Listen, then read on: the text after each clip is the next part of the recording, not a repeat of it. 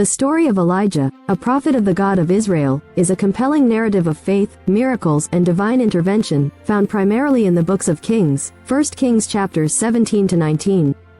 2 Kings chapters 1 to 2, in the Old Testament. This account, rich in drama and theological depth, reveals Elijah as a fearless witness to the God of life amidst a backdrop of widespread idolatry and moral decay in Israel. Here is a comprehensive retelling of Elijah's story. Before we start, we'd like to ask for your support.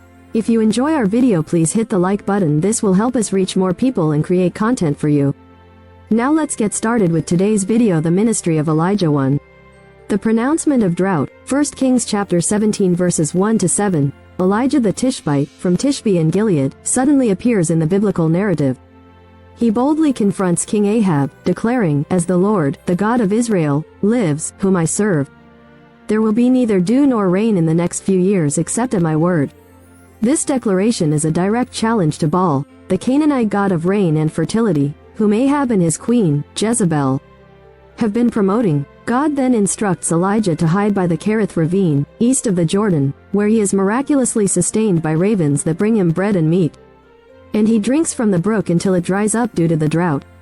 2. The widow at Zarephath, 1 Kings chapter 17 verses 8 to 24. God directs Elijah to go to Zarephath in Sidon, where a widow will supply him with food.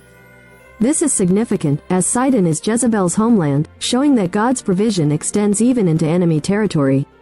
Elijah meets a widow gathering sticks and asks for water and a piece of bread. The widow explains her dire situation, preparing to cook the last of her food for herself and her son before they die. Elijah assures her that her jar of flour and jug of oil will not be exhausted until the Lord sends rain on the land. She obeys, and the miracle occurs as Elijah promised. Later, the widow's son falls gravely ill and dies.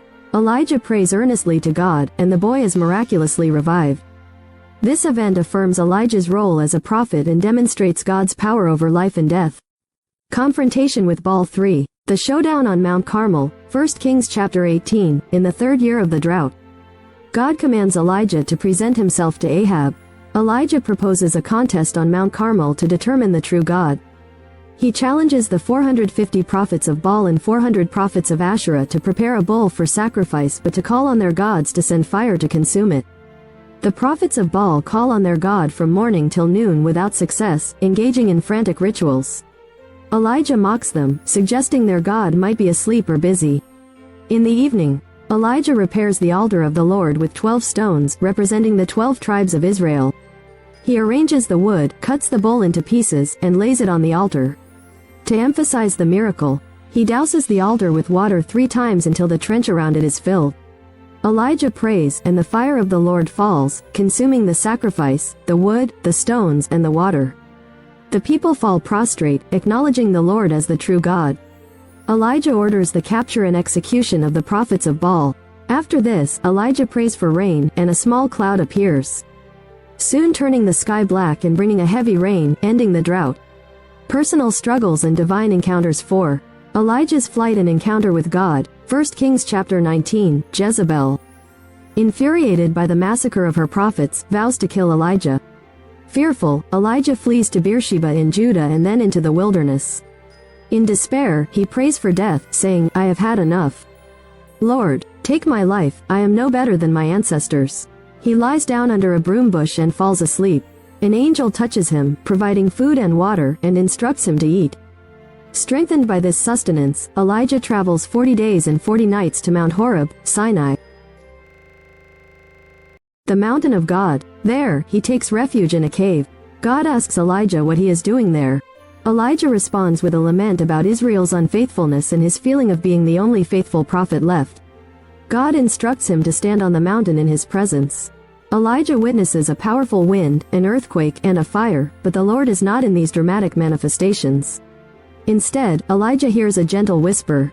In this quiet voice, God reassures Elijah and gives him new instructions: anoint Hazael as king over Aram, Jehu as king over Israel, and Elisha son of Shaphat from Abel Mahala as his prophetic successor. This divine encounter revitalizes Elijah and sets the stage for his remaining missions. 5. The call of Elisha, 1 Kings chapter 19 verses 19 to 21. Elijah finds Elisha plowing with 12 yoke of oxen and throws his cloak over him, symbolizing the transfer of prophetic authority. Elisha asks to bid farewell to his parents. Elijah allows it, and Elisha slaughters his oxen, using the plowing equipment to cook the meat, which he gives to the people to eat. He then follows Elijah and becomes his attendant, signifying his commitment to the prophetic calling. Final Acts and Ascension 6. Naboth's vineyard, 1 Kings chapter 21. Elijah's next significant act involves Naboth's vineyard. King Ahab covets Naboth's vineyard adjacent to his palace in Jezreel. Naboth refuses to sell his ancestral inheritance. Jezebel devises a scheme, using false witnesses to accuse Naboth of blasphemy, leading to his execution. Elijah confronts Ahab in the vineyard. Declaring God's judgment, Ahab's dynasty will be wiped out, and dogs will lick up Jezebel's blood. Ahab repents, tearing his clothes and fasting, leading God to delay the disaster until after Ahab's death.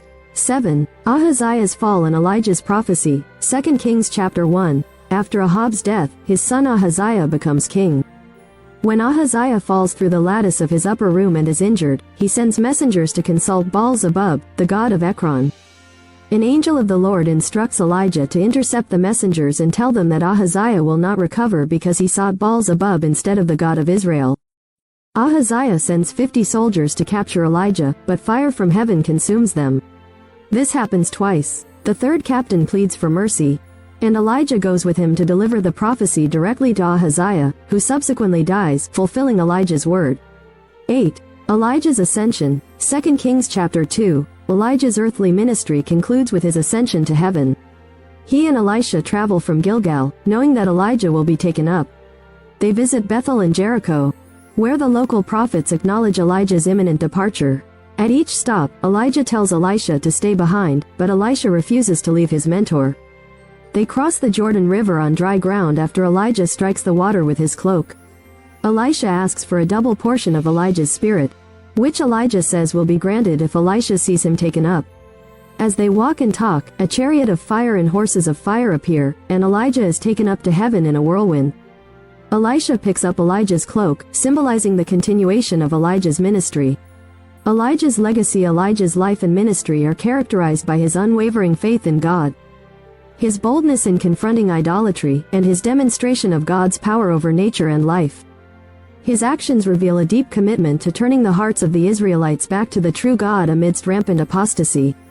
Elijah's departure in a chariot of fire is unique, signifying his special status as a prophet. Elijah's legacy continues through Elisha, who performs even greater miracles, as well as through the prophetic tradition in Israel.